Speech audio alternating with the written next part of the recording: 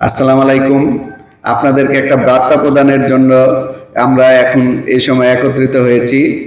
আপনারা প্রায় সকলেই দীর্ঘদিন যাবৎ গ্রামীণ প্রান্তিক জনগোষ্ঠীকে জরুরি বিদ্যুৎ সেবা দিয়ে আসছেন। আমরা আমাদের দায়িত্ব কর্তব্য সম্পর্কে সচেতন আছি। বিগত 2 দিন যাবৎ আমাদের এখানে কালবৈশাখী ঝড় বজ্রসহ বৃষ্টি হয়েছে। আগামী এই সপ্তাহ বা আগামীতে হওয়ার সম্ভাবনার আছে।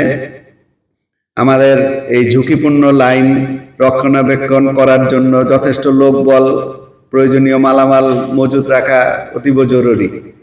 এই সময় আমাদেরকে সকলকে স্ব কর্মস্থলে অবস্থান করে দ্রুত সময়ে লাইন গ্রাহক প্রান্তে পুনঃস্থাপন করা প্রয়োজন।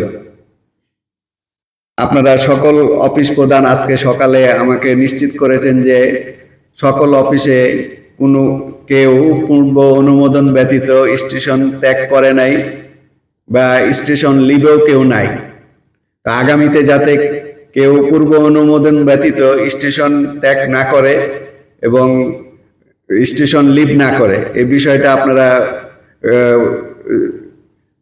পর্যবেক্ষণ করবেন এবং নিম্ন স্বাক্ষরকারীকে অবহিত করবেন।